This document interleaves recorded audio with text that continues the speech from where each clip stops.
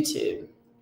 Well, hello out there. I am Tigress Sydney Acute McDaniel, and I am here today very proudly with Mr. Bill Fountain. He was one of the candidates in the race with me for Charlotte-Mecklenburg Schools Board of Education at large. Mr. Fountain. Yes, and thank you for being here. I really appreciate the opportunity. I'm anxious to see how this is going to unfold. Absolutely. And a nice view of some flowers out there, even in here in December. Exactly. Nice. The fall. Yeah, the fall flowers. We did try that perspective, but the sun, we're delightfully going to defer to the brightness of the sun and change our perspective. Right. So we're going to dive right in. First of all, please, Mr. Fountain, share some information. Tell us more about yourself. A lot of individuals definitely, most likely, and I would suggest otherwise, that you all are not reading about the candidates enough, but there definitely has been sufficient information out about you as a candidate and your background. Please share it with the people now. Okay, well, good. I had an opportunity to go through what they call Air Force ROTC, and was able to get my commission. I was commissioned as a second lieutenant, and that was many years ago. I spent 20 years in the Air Force.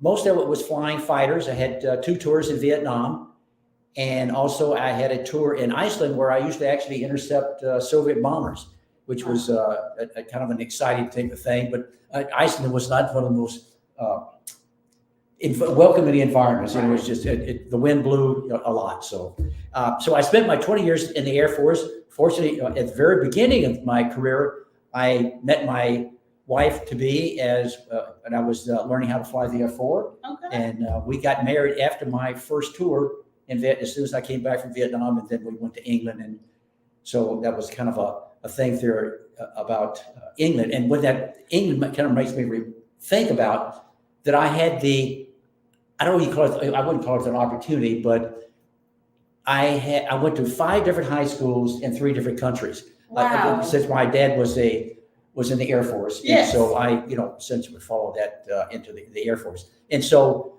one of the reasons that I left the Air Force was because I had the fear that my oldest 2, my son and daughter, I have 3 children, that they were going to end up experiencing the same thing. Okay. And so I was at the Pentagon, and I said, I had enough to retire as a lieutenant colonel. So I said, okay, I'm out of here. Yeah. And then I went with the business world with a large aerospace company. It was actually a Fortune 101 on the listing. And I was there as a marketing and a program manager, and we're very successful with that. But the key thing is I had the right people. The right people, and we had responsibilities. We were accountable. As a program manager, I would account. And if I didn't keep my customer happy, or if I didn't make a profit, they said, "Bill, you're bye." And so they didn't care if I had a family and I was sending kids to school, etc. That's it. So my wife and I decided, after I did my 20 years there, I decided to move down here where our oldest daughter was. Yes. And so we lived here. We moved down here, and it's about 19 years ago. Okay. About now. Okay. And I got down here, and my plan was to fly airplanes, because I still did that, and to play golf. Okay. I was just a regular retired guy. Yes. And now I know you said you talked too. well, that's what happened was that I got here, and I kept hearing on the radio, they need CMS and a lot of other schools. They needed math teachers, and that was what my degree was in. Yes. I said, I don't want to do this. But I said, okay. I just felt like I got the urging of God to say, go out and do that. And anyway, you're retired. You've got a pension. You don't need money. So give back. Yeah. So it was a give back thing. Yeah. So I went to UNCC, got my teaching license, and I taught for math mainly for 10 years, some at two schools in CMS, and then a Catholic school up north in Huntersville. Yes. And then COVID hit, and my wife and I talked about it, and I said, it's going to be too much. It's going to be the demands for teaching during that COVID. I mean, even though our school was open, yes, not like CMS, yes, it's still, you had these alternating days where you're virtual and you this. I said, it's too much. yes. So I said I had to retire, and then guess what happened? I started listening what was going on within CMS, yes, and about the safety issues, yes, about people not learning anything. yes, And the lack of discipline. I said, holy mac. I felt like another urge to serve. yes. I guess it's part of that serve thing, yes, to go back and get it and run for the school board. yes, And which I did. Unfortunately, I didn't make it. But it was 14 of us. yes, And of course the Democratic Party did very smartly. They were very smart in that, though unfortunately they threw a lot of Democrats under the bus, which is exactly. We'll definitely get into that. But Okay, go ahead. all right. Yes. Well, so that's my story. Yes. Well, number one, thank you for your service. Yes. And number two, are you seeing a common thread? If you recall, I have not ever said this before in any of the races for which I've run. This race, the candidates were some exceptional individuals, not just academically qualified, but you're talking about the level of character.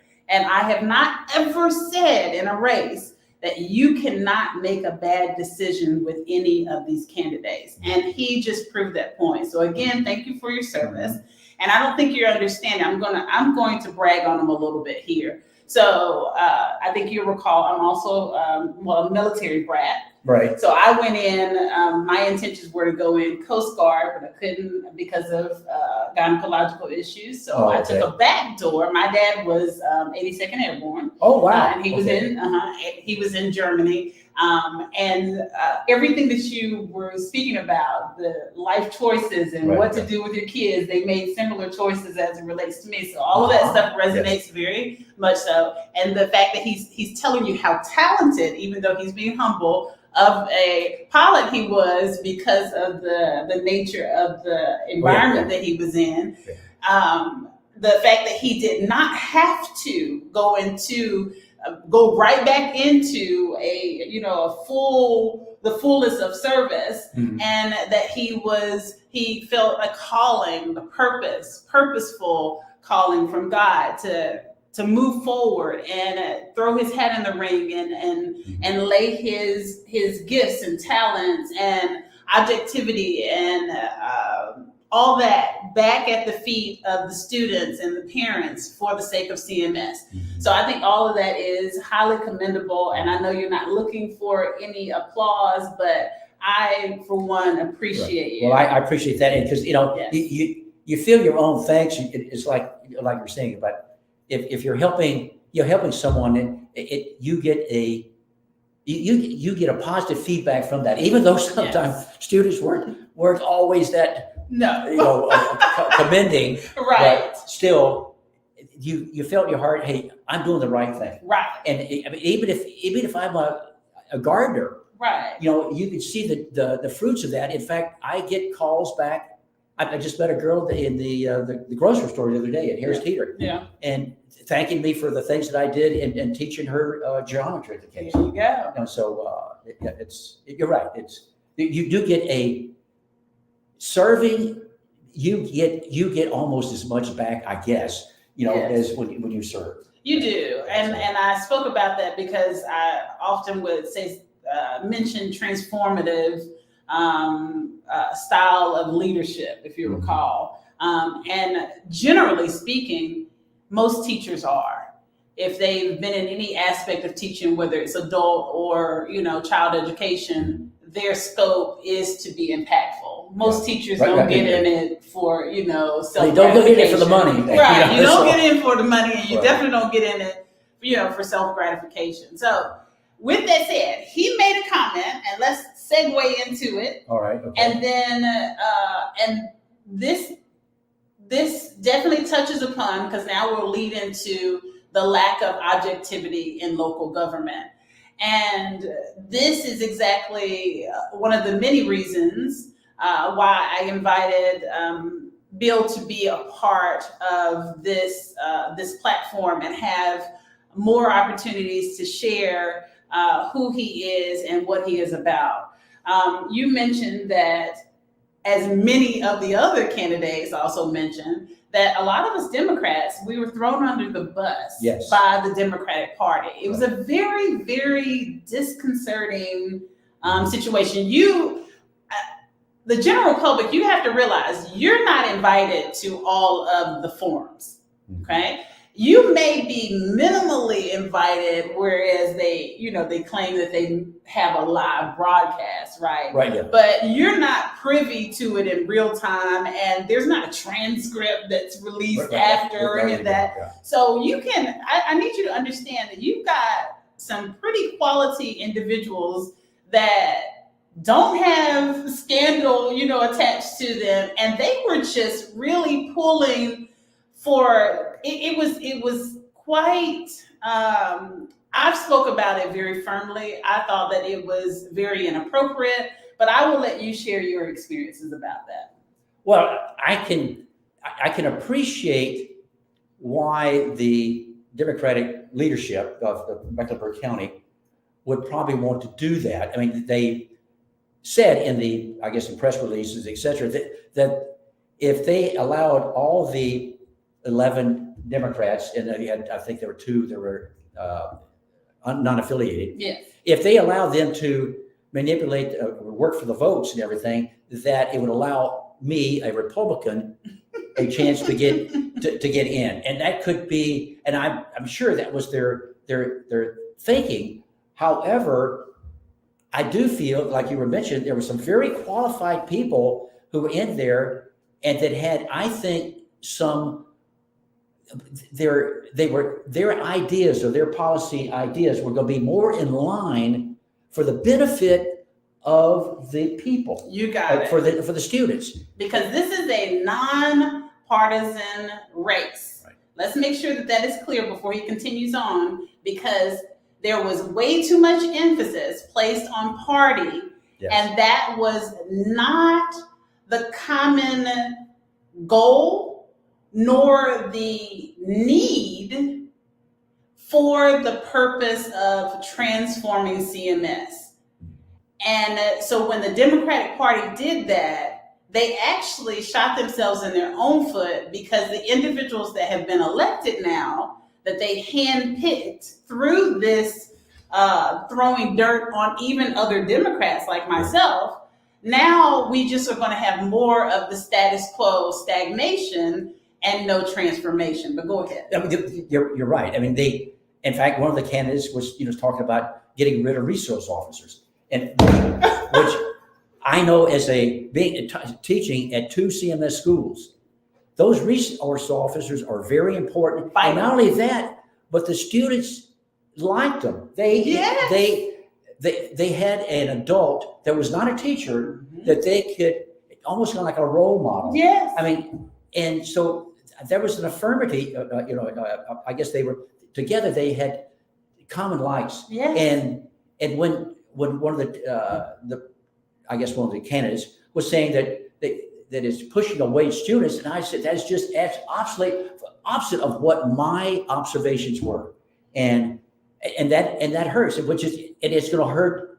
I hope that that's not going to come down the pike, but I think it's going to reduce the capability, and I think we can get a further slide in what's going on within the Charlotte Mecklenburg schools, because I agree. There's not a respect for the authority. Respect for the code, that and for the code of conduct. And if you don't have resource officers helping support that, then it just erodes that even more. But you hit on another point about if you look at what the school boards essentially had more of the same, just like you're saying. You got it. And then I just read a tweet from, I guess it's, what are they calling it, X now? Whatever it is. But anyway, from Andal's Hems, and she was mentioning about how well the Union County students are doing because of their school board, which is keeping things were more traditional, I would say conservative, and then they're doing this with less money. In fact, they were one of the lowest within the whole Mountain County, the whole area that is spending on for the students. Yeah, I've been following too, and against all the the backlash. Right, exactly. But they're proving everyone wrong. Exactly, and so you can tell that if you follow what your train of thought is, is that we had some very good candidates in the race, and yet the Democratic Party, it appears, they did, selected 3 of the most progressive, which is, again, is right in line with what was happening to the school. And I think it's just going to get a further deterioration. Unfortunately, I hope I'm wrong, but I don't think you are. I don't see it's going to change. And the irony is that typically I am definitely considered the most progressive. And within that body of individuals, I would be perceived as the most aggressive. The most progressive. Some, I guess, would say also aggressive or assertive. And the reason why I'm throwing that out there, I'm not sure if you know, but when I ran for mayor in a previous election, I want to say it was 2021, it was the most recent mayoral election before this last one, of course. I had the progressive endorsement from Sunrise Movement. Yeah. And but the irony is that they also knew that I was a hyper objective. And at the end of the day, as much as people try to put me in a box, my common thread is always going to be objectivity. And this is a great time to segue into what we were speaking about briefly before we went live. And let's talk about that, if you don't mind. Let's talk about the true meaning of a democratic election or a democratic society, what that really means, and juxtapose religious designations, we'll call them, for the sake of the election process, and then respectfully, of course, your spiritual principles. Right. Yeah. So please elaborate. Yeah, because I think if you look in the world and from a real view, not a I guess I would call a false or promissory bias type of thing. But if you look at that, you know that everything does not come about just. Man didn't make all this stuff at all, and it didn't happen by chance. Because I know even as in math, there's one of the things I did one time with my students was running the probabilities of this stuff happening without the essence of a God going in there, and it was just astronomical. It was impossible. So that you put that into a realm, and you know that when you know that there is a God who created you and everyone, then your allegiance is more toward helping other people and toward that God. Correct. And not so much to a government. A government is like you're saying, we the people. In other words, the government is supposed to support the people in doing what they want to do. And so the government should be accountable, which is going back to one of the things that you had started, was that showing that accountability and responsibility where they accept themselves.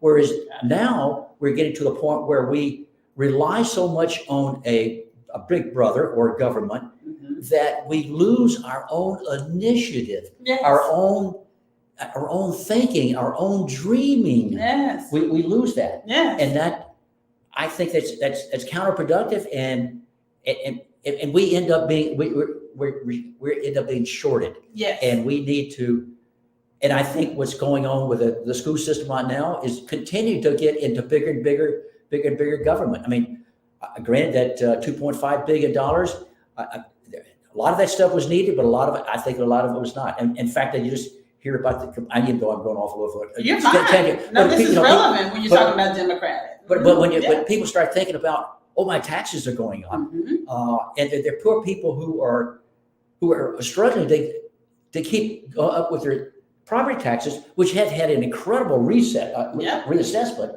and you throw this up extra on there, it just becomes too much of a burden.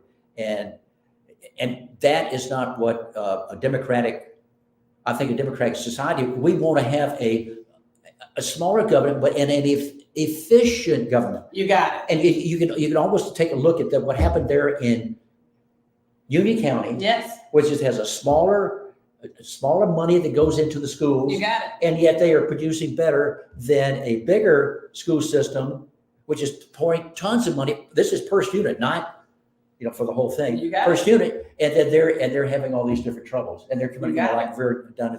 In fact, in this little chart, they came down at the bottom, which just means that as taxpayers, we're being shorted again. I mean, this is not a good deal for us, and we need to do something about it. And we can't keep, just like you were saying, we can't keep going down this same road. What was it Einstein said? It's destructive. Yeah. Well, Einstein said, what insanity is, keep them doing the same thing, Correct. expecting the same, a different result. Yes.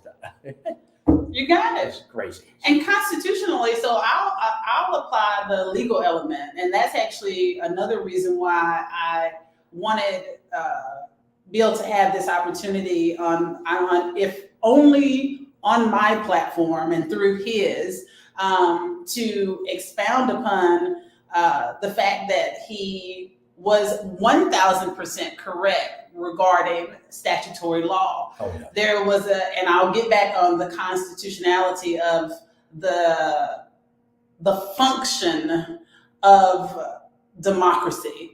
So I'll come back to that very quickly. But basically, at one of the forums, we were in a church. It was being hosted by the church. It was not just the venue. Right.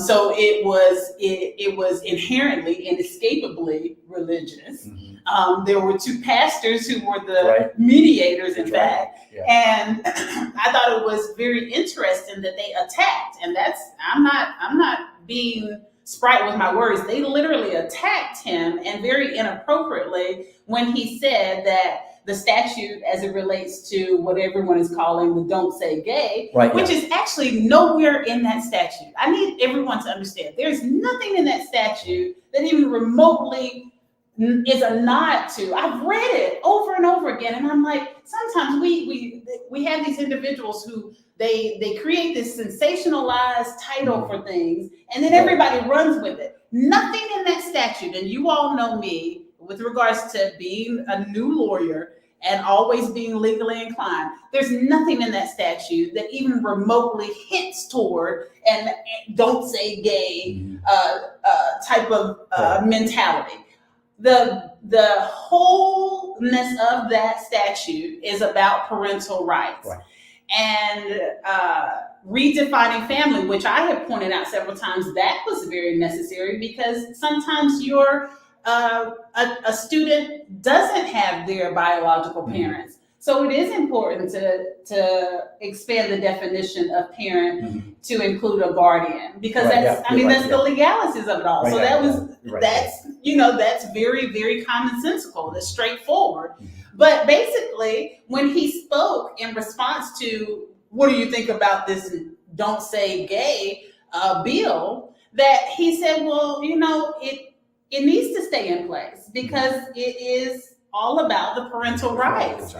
And they attacked him as though he was incorrect. And I had enough. At that point, I think everyone on the panel realized I had enough. And I spoke up out of turn. And I said, this is ridiculous. He is 100% correct. What you all are not realizing is that statute has very little. There are, I would say, 2 subsections that you would have to really over analyze and improperly analyze toward that bias to look at that bill as being something other than protecting and making sure the parental rights are in place. So speak about that, and then we'll go back to the Constitution. And because it was the focus was, of course, is on the parental rights. And parental rights, goes to the fact of saying, and parents, they have the sovereign right of their children. I mean, that's the guardians, obviously. It may be included in that. And so they have they're the closest to them, and therefore have the most concern and care about their children, and not some government appointed or government hired person to do that. And so, that's the sovereignty that you're talking about. That's right. That's a separation. Mm-hmm. And there, even in the management world, when I was in that, one of those key things is that you always want to push decisions down to the lowest and the closest level, mm-hmm. which is the parent. Mm-hmm. And even from from a managerial point of view, but also from a legal standpoint of view, mm-hmm. and for a God-created type of thing, for crying out loud, mm-hmm. All of those, you got three big areas there that show that the parental rights make sense, and all they are doing, they're not going off on their own. They're following guidelines from God, from the legal system, and from a management type of a thing where you're closest to your parent, to their child, and it only makes sense. And then the idea that where people want to say no, we can't, we don't want to have a child go tell their parent first before they outed, let's say. You got it. But there was that's a ridiculous notion. Which threw me a loop when one of our candidates, being a pastor, said this, which is contrary to what it even says in the Bible. You got it. And it was just like, wait a minute, am I missing something here? You got it. That you always feel sorry for that, because you always think about that. I think it was somewhere in the scripture about if you lead a child on the wrong way, it's worse than having your head tied around and thrown into the river. You got it. With a millstone around your neck. Yeah. So it's totally counter to the care of our children. Correct. And to the rights and the duties, responsibilities, and accountability of our parents. Even legally, herein lies the complete irony. So we'll go back. So on spiritually, I 1000% agree with Bill. Legally, it's as if, it's very clear, it's demonstrative that the Democratic Party and the sensationalists for this advocating for, this took away that statute, they are legally contradictory. Right. Because at the end of the day, there is an inescapable responsibility. Parents are enjoined to take on the liability of their children. That's right. Even into a legal capacity age. Mm-hmm. They still have responsibilities with that child before 18, mm-hmm. before 15, where they can also be held liable for their child's actions. Right. So then why in the world would you then voluntarily get on this bandwagon and say, oh yeah, take away all my rights? And what? That makes no sense, because if your child were to do something, mm-hmm. and then let's say for instance that they were having a gender dysphoria, mm-hmm. and maybe it was related to an actual mental disorder, and not to say that gender dysphoria isn't, but understand what I'm saying. A more recognizable mental disorder may be depression. Right, exactly. That's very often. That's what. Yeah. And you're talking about puberty, where kids don't know and they're learning about their bodies, mm-hmm. and they're being exposed to all these things on social media, so they're going to become confused. Those are legitimately in scholastic articles by psychologists. It's well researched. Empirical studies have shown it. It's nothing to argue. This is straightforward. Right. And you have this child who's like, well, I want to change my gender. And then gender, let's say, if we were to allow as society, or the sensationalists in the society want, we say, okay, well then we're going to allow that child to then talk to, there we go. We're going to then allow that child, because I had a call coming in. We're going to allow that child, and again, we're talking about from the sensationalist point of view. Let's understand just how irrational this train of thought is. Okay. We're going to allow this child to go to the school counselor. And in this particular, scenario, the school counselor is on board with the sensationalist and says, yeah, we're going to allow you to have this gender change. And then let's say this gender change takes place. Parents don't know anything about what's going on. The child is concealing themselves, as we've heard the stories, they present themselves in their biological gender when at home. Right. And then they present themselves in oppositely when they're not at home. Right. So the parent doesn't know what's going on. The child is concealing everything, right? And let's say that there's some tragic, because unfortunately there has been a lot of physical attacks, even murders of transgender individuals. So let's say, unfortunately, this child is murdered because someone finds out that they are transgender. Maybe they were presenting, maybe it was a boy presenting as a girl and found himself liking a boy, and they became intimate or had a kiss, and the boy discovered it was transgender, or he was transgender. And we know the stories that we have heard. These are factual scenarios that can happen. And then the parent learns of all these things after the fact. Right. Number one, can you imagine the trauma that the parent would experience? That's number one. Yeah. A lot of people are not processing that part. It is important that we definitely think about the child. Right. And no one is not disregarding the child's mentality. It's just that exactly what you're saying. These are biblical principles, but even for someone who, I don't go to church on a regular basis. I do not consider myself religious and instead consider myself spiritual. We were talking about that. And as a scientist, I'm not atheist nor agnostic, and I argue back and forth. I've had some very heated conversations with my scientist peers, and I am still going to lean more on the traditional or mainstream religious thought process because it's rational. I can't allow my son to make certain decisions because he is a child. Right. And we should not be going toward a society where we allow children to make certain decisions for themselves when they're not yet capable of doing so. And we're talking about empirical studies that have proven this. Right. So then you have it going back to that scenario, you have this child who's gone.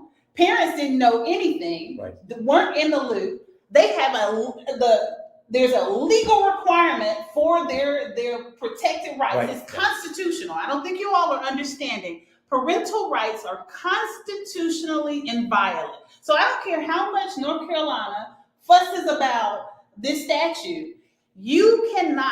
A body of state law cannot contradict the federal prevailing law. So you're fighting an unwinnable battle. That would have to be changed at the federal level by the Supreme Court. And I don't think you realize just how ridiculous it has been for the Democratic Party to push this as though this was something that the North Carolina state legislator could do. Exactly. It's ridiculous. Right. And if you look or you ask the question, why would the Democratic Party propose this, and why would it? So if you follow that extension, and you're saying, well, we don't want parents to be involved with the upbringing of children.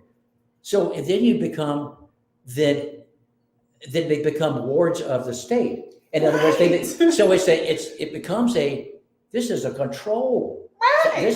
This is a mentality of someone who wants to have a totalitarian outfit or a regime. And the irony is that the sensationalists don't want that either. You want your sovereignty. You can't have it both ways in that regard. Yeah, that's right. And so you wonder, what is the end goal of someone thinking of this where they don't want to have any parental rights? What is the end goal? What do they want to have? And unfortunately, you don't want to have the Frankenstein type of thing that's going on with these transgender who are being butchered with all these different things that are going to them, and then learning later in life what you see that they were wrong, and now that they have become more cognitively mature and developed, that their thinking was not on a mature level, that's and right, it was improper thinking. Right. And now there are several of them right now, several that have undergone this transgender operation, and now here we are. And this, again, is not to pick on any individuals who make those decisions in their adulthood. Even still, you'll hear me say all the time, when there are any type of dysphoria presentation, that is something that needs to be closely monitored and very intentionally monitored by a licensed psychologist, and there should not be made any rash decisions. I don't even think an adult should be allowed to make that rash decision until all of the potential mental disorders have been properly observed, diagnosed, and treated, so then they can make a sufficiently informed and safely informed decision, as opposed to making a rash decision based on what their brain is telling them. You and I understand this as scientists.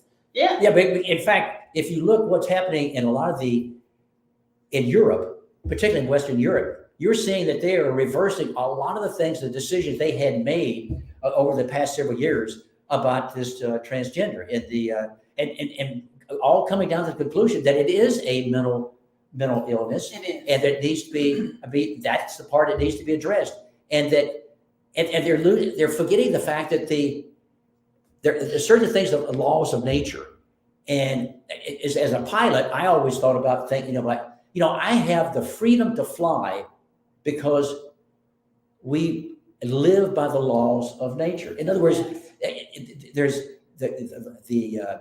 I guess Newton's laws of motion, etc. Yes. Those are the type of things that we're able to build airplanes based on those laws, and we're able to fly even though there's gravity. Yes.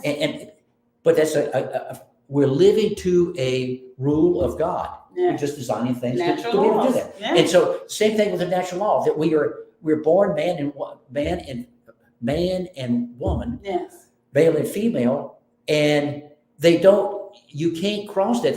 I think I read there was there's a whole slew of 60, I can't remember the number, but there's a whole slew of genes that are totally different, and you just don't smush them together and come up with something other different. It just, you don't change biologically, your genes. you got it. It doesn't happen. There is, and I need people to understand this, and this is where I very delightfully lend my expertise as a scientist when it comes to the genetic modification that some of those who are in the transgender community think that they can achieve. And I try to speak with great empathy so that they understand that I and individuals like yourself, we all empathize with you. I cannot even imagine the trauma that you're experiencing to walk about in this world and believe that you're in the wrong body. We know that there definitely is a mental disorder that is at work there. And there's definitely a need for you to get the proper care. I am all for mental health. I'm all for those things.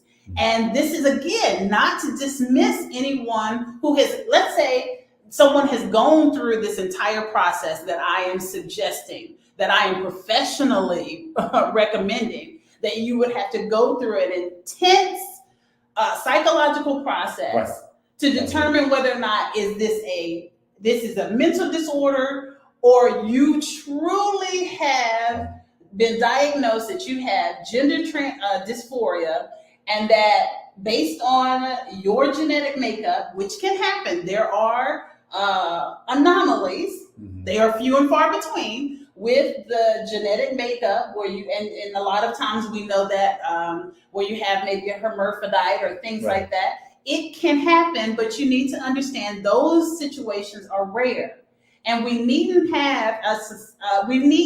fuel a group of individuals into believing that they should identify and then self-designate themselves in that same classification of persons on the basis that actually they may just have a mental disorder instead of the actual gender dysphoria and some type of genetic presentation that actually gives them the feeling that they are in the wrong body. Right, but if you look down from looking at it from a base level, is that it appears to be that they're pursuing this idea, this transgender idea, counter to the laws of nature, and it's essentially trying to do a destructive type of thing to the laws of nature, and to being that you were given God created you with a mission in mind, and that God loves you, and so does your parents love you. Yes. And what you're essentially doing is being destructive to that child for the life of that child for Yes. a long time. Yes. And it is obviously it's counterproductive to that child. But what is the intent? Unless the idea is to destroy the fabric of families and of the person to gain control. I'm so glad that you said that, Bill, because that actually is one major reason why there has been an influx of Black men jumping onto the Republican Party train. Right. Because we have, in the Black community, there has already been huge concerns about the dismantling of the family. Yeah. The strength. Oh, yeah. The stability, the spiritual stability and wellness, the whole life, the holistic wellness of a person. We used to have evaluation in general, all of us, for being a good addition to society. Yeah. And now it's more like, no, I'm doing my own thing and you all need to get on board. And I have talked about this ad infinitum. You cannot continue to subgroup to infinity and believe that this is going to be productive for society, because the entire point of society is for us to have a common goal and a common thread, to find that. Yeah, right. And that commonality is completely stripped and it is trivialized when you have this infinite subgrouping. Well, I'm going to be divergent. I'm just going to find a way to be divergent. At the end of the day, it's a ridiculous notion, because we do still all have the same fundamental needs, the same, and so when you ignore that type of neurodivergent, actually it fuels our discord. Right, exactly. I mean, because in order for a society to work, there's got to be a common vision, and recognizing that, hey, we're all here as creatures from thanks to God, and that in order to we have to. I mean, people, for crying out loud, farmers, farm stuff so they can sell the food. And so all of this, the whole commercial, everything is done this way as an organization. Granted, it may be a part of the capitalism, but it's all working for your own interest. But at the same time, when you're working for your own interest, you're also helping for someone else, because you want to produce a product that is going to be useful to someone. Yeah. And if you try to say, "Oh no, I don't want the imagination, I don't want the inspiration and the love that comes out of people doing this. Yes. I want to force that down from a government type of thing," you just end up with nothing. You end up starvation. In fact, we've seen that in several countries historically around. You got it. Because if we live under a natural law, and that means our biology, we understand about where the weather is. We understand that you got to get up in the morning and work, because we were made to work.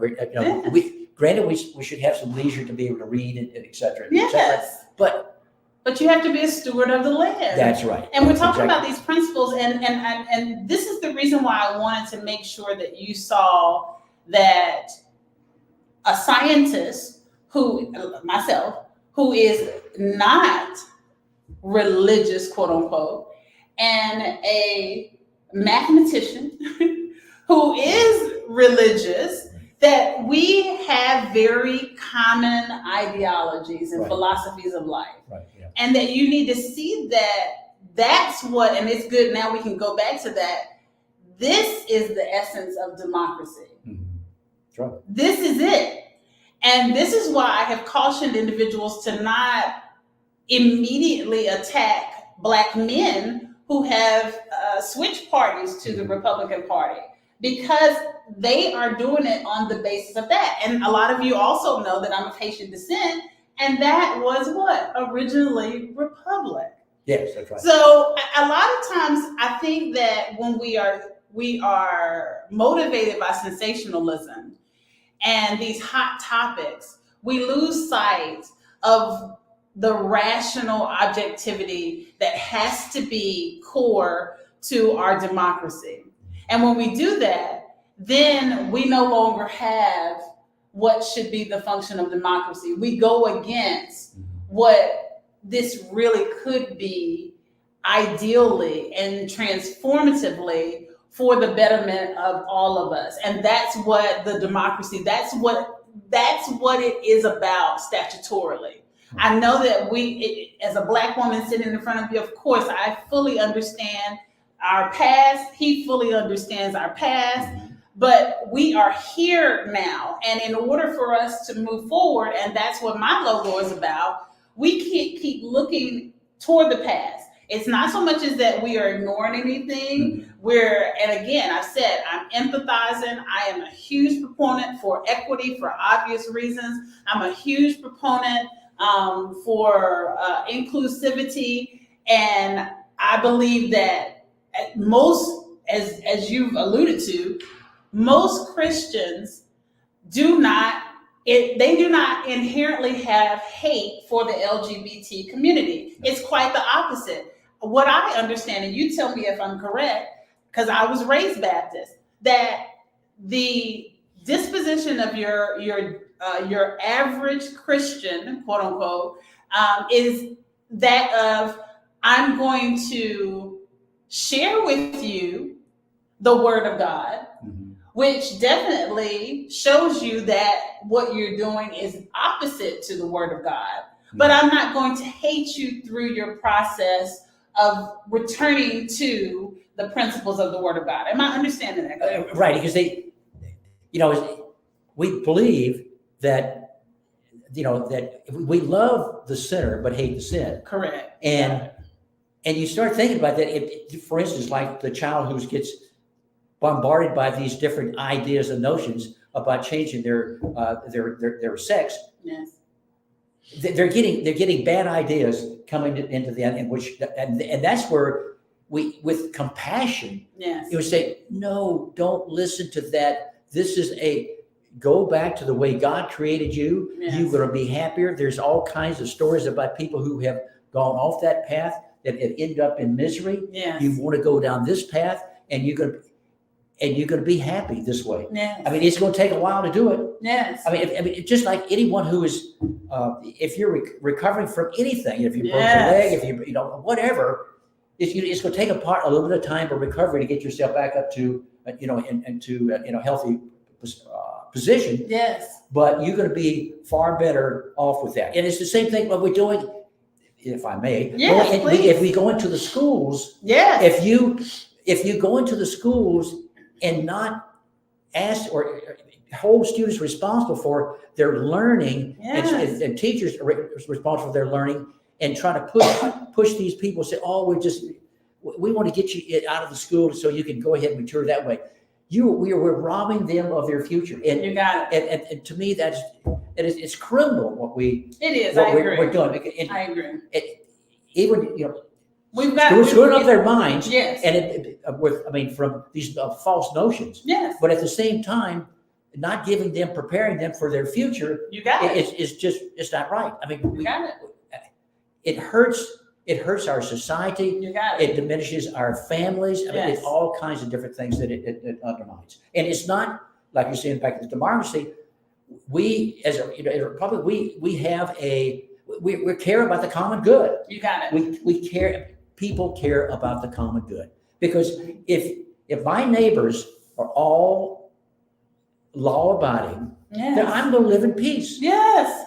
I mean, that's what everybody wants, to have the liberty to be able to live in peace and enjoy their life. But Yes. if we let that go astray, then we're just nothing but we're hurting ourselves. And this is the point that he's and you correct me if I'm wrong, but those nuances that where we may disagree, they're generally always in the fine details. They're not the surface level decisions. Right. Generally, we all agree on the surface level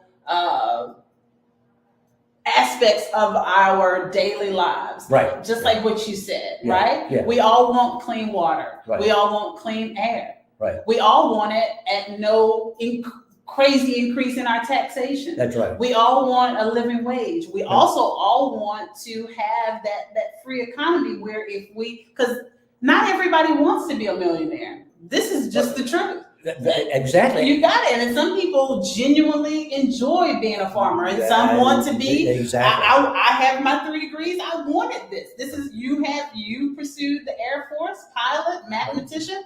We should all have that freedom, which is the liberty to do that, right? Right. And if we then strip away the fundamental function of democracy and continue along this path where we are just okay with any party, the Democratic Party or the Republican Party or Libertarian Party, and more specifically, we're talking about those who are the judgmental divergent, the sensational divergent, the extremists, because we've forgotten that not all Republicans act as the Republicans that are in the news. Exactly, Not all Democrats are acting in the way that that they are perceived in the sensational news. Right. And newsflash, as I have pointed out severally,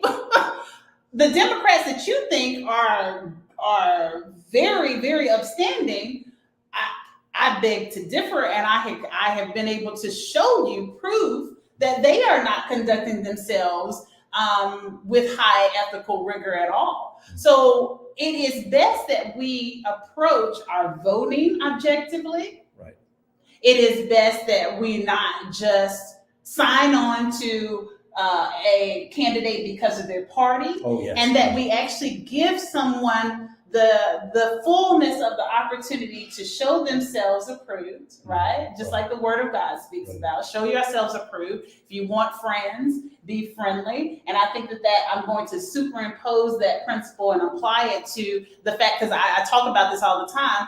If I want you to elect me, I shouldn't have to, you shouldn't need to look at my questionnaire and learn. You should see, I should embody this. And this is another reason why I wanted to invite you on, because when I met you and met many of the other candidates, even the irony, even the 3 that were chosen, they still had a more ethically driven disposition, but they allowed themselves to be pulled away. And that is biblically erroneous. I know that is actually societally erroneous, where you allow someone to change and pull you away from your character base, and that's not good. And I appreciate you standing firm in the sea of the potential attacks and all the stereotypes that would come along with a white Caucasian male who thinks he knows best because he's part of this. You need to look at the man as opposed to the stereotype. Right. So, because we and it looks like we got a comment, but go ahead. All right. One of the other key things too is that as a society, if you like you're saying, if you're herded down this way, in other words, you almost have a bull with a ring in his nose. Like if you're saying, oh, you got to vote in this party like that. Yeah. You're subjecting your freedom to someone else's wishes. You got it. You said, okay, you got me. I'll follow whatever you want to do. And that should scare you all. And it should be terrifying. And I appreciate your comment. We agree. I can't tell if it's, well, it looks like it's a woman. I see a woman's profile. So I hope that I'm not being, I hope that I'm identifying that correctly. And it said, you can't separate people from who they are, and that we all want to live in peace without judgment on our lives. And that's exactly what we're saying. You have to give the diversity the fullness of respect that it is deserving. But when we have a democracy that is watered down by these tactics to use partisanship to manipulate people into these sensational ideologies and take their focus away from the very common, sensical and rational analysts, exactly, thank you, respect is key. It literally is the very thing that people think that they are going to gain from getting on board with this sensational viewpoints. They're actually losing more of your rights. That's right. You're losing more of your freedoms. You're subjecting yourself to someone else's thoughts. That's exactly what you're doing. You're just saying, hey, I no longer have my own will, my own thinking. I said, okay, George or whoever, you have it. And that's obviously, it hurts you. I mean, it reduces your independence, your own sovereignty. You're selling it away. And that's, you're going to end up with a spiral down. You got it. You won't be yourself anymore. You won't be yourself anymore. You won't be who God created you to be. And then we're going to have a society that definitely is going to devolve into the zombie apocalypse. That's exactly right. I tell people all the time that the zombie apocalypse, the theories behind that, it was initially proposed metaphorically. It was not ever intended to be a literal thing. And I've argued that we're devolving into that zombie apocalypse now, because you are not voting. And I tell you that you should be voting. When we have a 10% turnout with 1 million, we have less than 200,000 voters voting in any given election on a regular basis for the past 15 years here in Charlotte. And there's 1 million residents. Right. And at least 500,000 are registered voters. Right. And in this last election you're talking about, the turnout was 5% of registered voters. Yeah. You now welcome to the zombie apocalypse. That's because you're literally allowing whomever's in charge to continue along that path and do whatever they want to do completely unchecked. Yeah, in fact, it was I think it was Thomas Jefferson. Also saying we get the government we deserve. You got it. We're the people who do go out and vote. I mean, they may follow that, like you say, that Democratic pull by the nose type of thing, and very few even people come out and vote. And that's exactly right. So it's not a good deal. You guys, we're nearing to the close of this live session, and thank you so much for your comments today. I see that there's a bunch of folks who are zombies. They're agreeing with us. This is the reason why I have started this platform, Evolve Weekly, the Ethical Gatekeeper. We have to understand that we need to apply reason. We need to apply natural laws. Mm-hmm. We need to apply principles and morals. Right.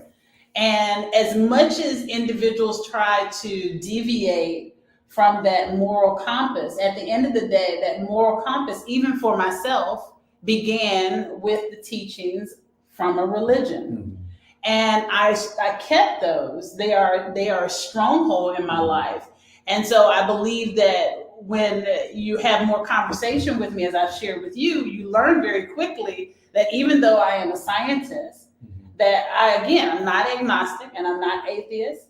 And I've challenged my peer scientists. You cannot, as someone, as an expert, I'm an expert by all the standards. I've done all the tests and I'm conferred an expert in plant physiology. Reproduce an atom, fellow scientists. You can't do it. Right. And like you said, the math side of it, And you know how much math goes into my field as well. Oh, yeah. Thankfully, I don't think I've ever gotten a non-A in math. Yeah. And the point that I'm making here is that it's mathematically sound that the probability of it all being random is impossible.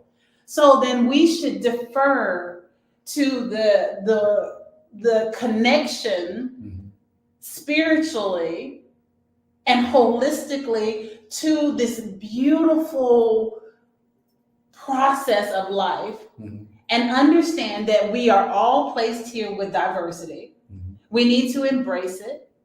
We unfortunately cannot control those who are going to be negatively divergent, but we can outnumber them and we can outgood them. Right. And that's what I want to inspire. We can out-evolve them. Right. We may not get rid of them, but we need to get back to where we actually do have an appreciation for our fellow man, that we are not denigrating one another in our interactions, because I was raised that is not even fundamentally sound.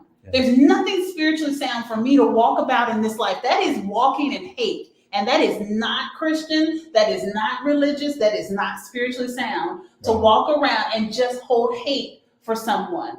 I tell you all the time, as much as I am black and joke about it, I was raised that all people are my people, and I don't play about that at all. So I want to hear your final comments. And thank you. They're saying thank you so much for the important conversation. Thank you. And we need to motivate the apathetic and disenfranchised citizens. Yeah. So I want you to give us your final thought. Well, from the way I look at the world is that even when I got into the military, it was caring, because you wanted to serve for our country. The same thing that as a father and a husband, I wanted to take care of my family. I wanted to have the best thing I can do for my family, to send them to school and to teach them that there is a moral compass, that and that you will be actually, it's better for you. You'll be actually be more productive. In addition, you'll be living what God wants you to do.